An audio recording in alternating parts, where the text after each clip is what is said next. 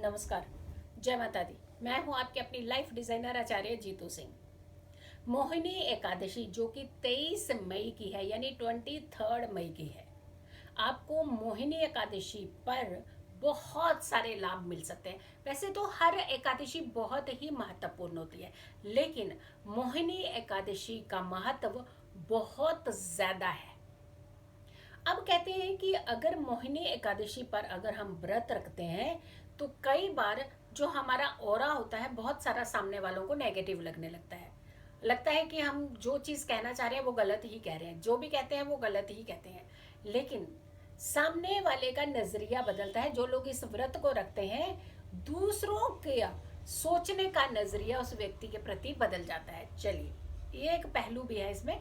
लेकिन हम तिथि की बात करते हैं कि सबसे पहले ये तिथि कितने बजे से शुरू हो रही है और आपको कैसे कौन से लाभ मिल सकते हैं, किन उपायों से, कितने बजे करने के बाद। चलिए, व्रत की पहले सबसे पहले इंपॉर्टेंस देखते हैं, क्योंकि व्रत का जो इंपॉर्टेंस होती है वो तिथि पर निर्धारित होती है। तो तिथि का जानना समझना बहुत जरूरी होता है। 22 मई को सुबह 9:15 से ये तिथि शुरू होगी और 23 मई को 6:42 पर सुबह ये तिथि समाप्त हो जाएगी। तो यानी जब हमें सुबह की तिथि चाहिए, सूर्य उदय के आसपास की तिथि, वो तिथि हमें 23 मई को यानी 23 मई को मिल रही है। तो आपको मोहिनी एकादशी का जो व्रत है वो आपने 23 मई 23 मई को ही रखना है। बहुत सारी मनोकामनाएं पूर्ण होती हैं आपकी, बहुत सारी परेशानियों का अंत होता है, बहुत नई नई अचीवमेंट, डेवलपमेंट आपको मिल सकती हैं। अगर आपकी ज़िंदगी रुक गई है, आपको लगता है कोई रास्ता नहीं मिल पा रहा, कई बार आप बहुत सही काम कर रहे होते हैं, सही तरीके से चल रहे होते हैं, लेकिन आपको मैनिपुलेशन नहीं आती है, तो आप ज़िंदगी में बहुत सारे पीछे रहना शुरू हो जाते हैं। बट आपको मैनिपुलेशन करने की ज़रूरत नहीं है। आप अगर मोहिनी एकादशी के समय पर यानी 23 मई को कोई खास उपाय करते हैं, तो देखिएगा आपके जीवन में जो चमत्कार होगा वो बहुत ही डिफरेंट होगा। तो आपको मैनिपुलेशन नहीं सीखनी है, आपको अपने कर्मों को सही ले जाने की दिशा की तरफ बढ़ाना है और आपकी ज़िंदगी में बहुत सारी चीज़ें, अचीवमेंट अपने आप जुड़ना शुरू हो जाएंगी। तो आपको बिल्कुल मैनिपुलेशन की तरफ नहीं जाना, आपने जाना है भक्ति की तरफ। भगवान विष्णु की भक्ति से बहुत फल मिलता है। अब आपको 23 तारीख को क्या करना है, क्योंकि सुबह सुबह 6 बजे के बाद ही ये तिथि खत्म हो जानी है। तो आपने सबसे पहले, अगर आपको लगता है कि आपकी जिंदगी रुक गई है, अगर आपको लगता है कि आपके जीवन में डाउनफॉल आपका ज्यादा आ रहा है, आपको ये लग रहा है कि जो आपके जिस चीज के आप हकदार हैं, जिस प्रमोशन के आप हकदार हैं, जो डेवलपमेंट, जो अचीवमेंट के आप हकदार हैं, वैसा नहीं आपको मिल पा रहा है, तो आपने इस एकादशी पर कुछ खास उपाय जरूर करना है। सूर्योदय से पहले उठ जाना है जी। वैसे भी व्रती को उठना चाहिए, लेकिन अगर आपने व्रत नहीं भी रखा है तो भी आपने सूर्योदय से पहले उठ जाना है। और उसके बाद स्नान करने के बाद आपने भगवान विष्णु की आराधना करनी है। और उसके अलावा आपको उपाय कुछ खास हैं जो आपको जरूर करने हैं। आपने अन्न का दान उस दिन जरूर करना है। पीला वस्त्र आपने जरूर दान में करना है। और अगर आप ये पूजा स्थान पर दे सकते हो तो बहुत जरूरी है, क्योंकि इस समय वैसे आप बाहर नहीं जा रहे हैं, तो आप अपने घर में ही पीला वस्त्र आप एक संकल्पित तौर पर रख सकते हैं कि ये पीला वस्त्र मैं आपको, हे भगवान विष्णु, मैं आपको अर्पित कर रही हूँ। लेकिन जैसे ही थोड़े से हालात ठीक होते होंगे, आप बाहर जा सकते होंगे, या फिर आपको लगता है मंदिर गुरुद्वारे सब खुल गए हैं, तो उस समय आप जा करके ये वस्त्र वहां अर्पित कर सकते हैं। पीला वस्त्र आपने घर में नहीं रखना है, ये संकल्पित तौर पर ही रखना है आपने। अब दूसरा उपाय आपको क्या करना है, घर के सारे बड़े सदस्यों का आशीर्वाद जरूर लेना है इस दिन।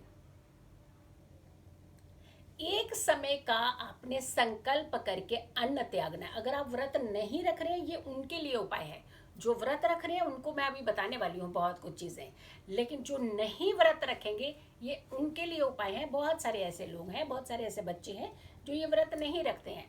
तो आपने संकल्पित तौर पर एक समय का भोजन छोड़ना है। बस आपने ये उपाय आपने जरूर करना है कि एक समय का भोजन आपको छोड़ना ही है, संकल्प करते हुए। अब इसके अलावा बात आती है कि और आप क्या कर सकते हैं। शाम को सूर्य अस्त के आसपास आपने जरूर भगवान विष्णु की अगेन आराधना करनी है।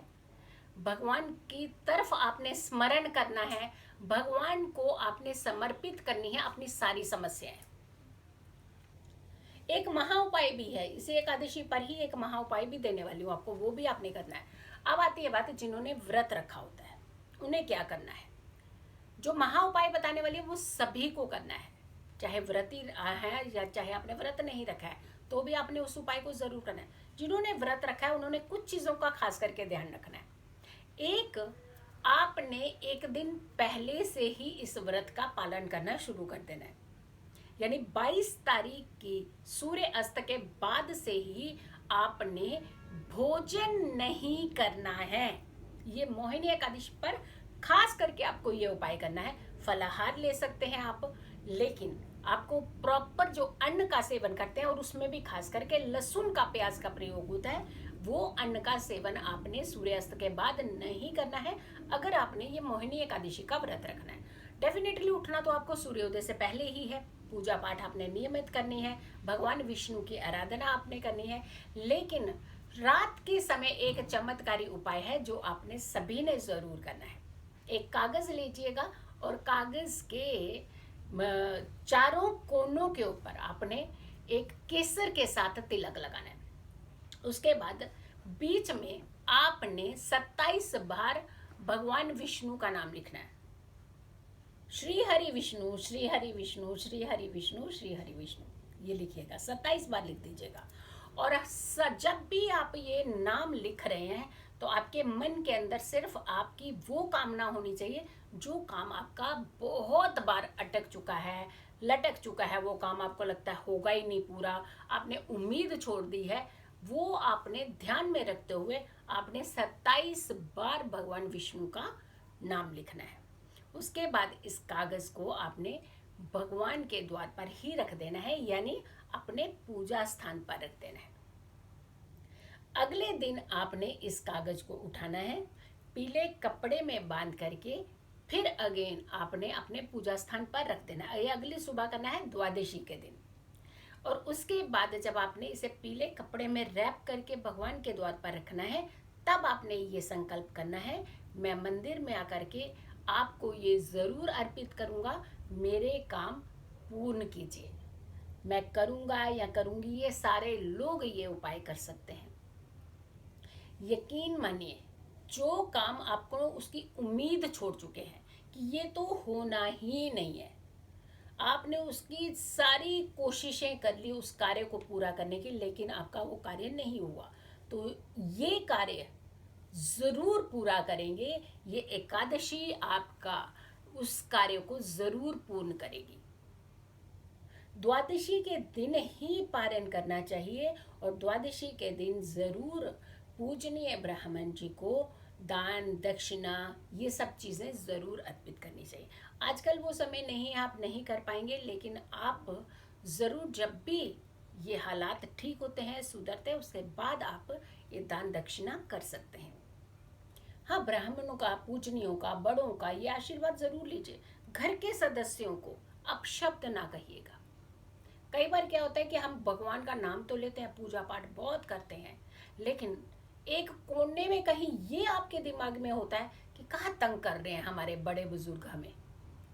तो अगर ये भावना है तो फल में कमी होना शुरू हो जाती है। तो ध्यान रखिएगा, इस चीज़ की तरफ आपने नहीं बढ़ना है, आपने बढ़ना है शुद्धता की तरफ, अच्छाई की तरफ, सच्चाई की तरफ। तो देखा आपने, मोहिनी एकादशी आपके जीवन में बहुत बड़ा बदलाव ला सकती है। अपने जीवन को सुखमय बनाने के रास्ते ढूंढें, पॉजिटिविटी क्रिएट करें, पॉजिटिव रहें। जब हम पॉजिटिव रहते हैं तो समस्याओं से दूर रहते हैं।